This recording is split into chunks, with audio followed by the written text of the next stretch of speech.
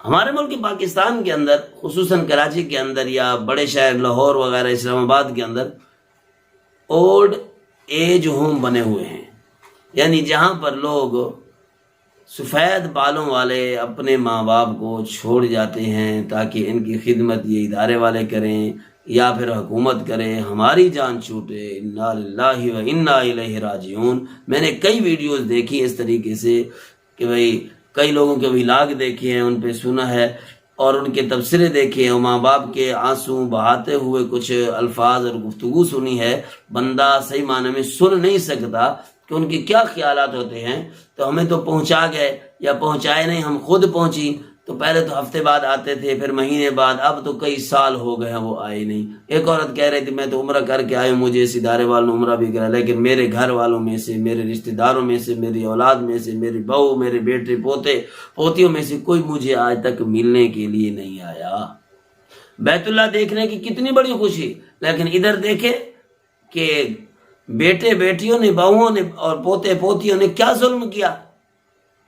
وہ ملنے تک نہیں گئے، مبارک دینے تک کے لیے نہیں گئے۔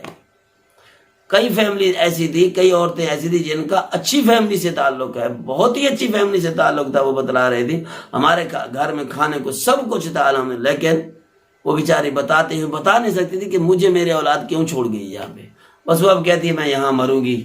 اور ایک عورت کہہ رہی تھی کہ میرا تو اللہ کرے میں یہاں فوت ہوں، میرا تو کوئی منہ دیکھنے کے لیے بھی نہ ہے۔ بھائی تو یہ چیلنج دینے سے کیا فائدہ، دھمکی دینے سے کیا فائدہ، جب وہ پہلے تمہیں چھوڑ گئے ہیں تو پھر تیرا منہ دیکھنے کے لیے آئیں گے یا جنازہ پڑھنے کے لیے آئیں گے۔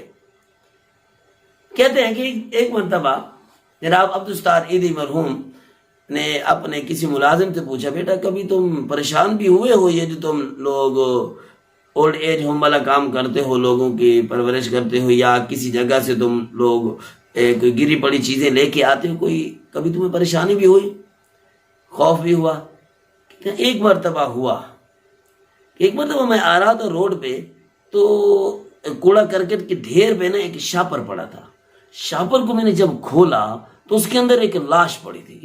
کہتے میری تو رونگٹے کھڑے ہو گئے، پاؤں سے زمین نکل گئی، اور لاش کو ایسے خوبصورت طریقے سے رکھا ہوا تھا اور اس کے بالوں کی کنگھی کی ہوئی تھی، سیٹنگ کی ہوئی تھی، اور ساتھ میں ایک پرچہ بھی لکھا ہوا تھا یہ میرے والد صاحب ہیں، ان کی اچھے طریقے سے ان کی تدفین کرنی ہے، غسل وغیرہ دے کے نا ان کو اچھے طریقے سے دفنانا ہے۔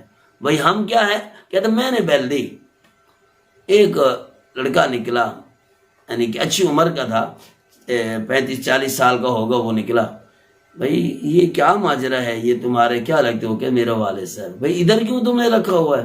کہتے یار بات سنے نا، بات یہ ہے کہ ہم کہیں سفر پہ جا رہے ہیں۔ اسی باتوں کے درمیان اس کی بیوی آگئی، پیچھے سے آواز دی کہ اگر تمہاری یہی باتیں جا رہی ہیں تو فلائٹ نکل جائے گی۔ بہرحال اس لڑکے نے مجھے بات سنائی، کہتا ہے وہ ملازم کہتا ہے یہ میرے والد صاحب تھے، یہ فوت ہو گئے ہیں، اب ہم نے تو جانا، ہماری ہوگی فلائٹ کا ٹائم، اب اس کو تو ہم کینسل نہیں کر سکتے، اسی وجہ سے ہم نے یہ آپ لوگوں کے یعنی کہ امید پر اس کو باہر رکھ دیا کہ آپ تو ویسے چکر لگا دیں تو اس کو بھی لے جائیں گے۔ تو بہرحال ہماری گزارش ہے کہ بھئی آپ اس کو اچھے طریقے سے غسل دے کے، ان کو کفن دے کے پھر آپ اس کو دفنا دیں۔ کہتے مجھے اس پر بڑا افسوس بھی ہوا اور اس بابے پر بھی بڑا افسوس ہوا کہ جس نے اپنی اولاد کو اپنے پاؤں پہ اتنا کھڑا کیا، آج وہ ہوائی جہازوں میں سفر کر رہی ہے، لیکن اس کم بخت اولاد کے ذہن میں باپ کی اتنی قدر بھی نہیں ہے کہ مرے ہوئے کو باہر ڈال دیا انہوں نے۔ یہ کتنی بد نصیبی اور کم بختی کی بات ہے۔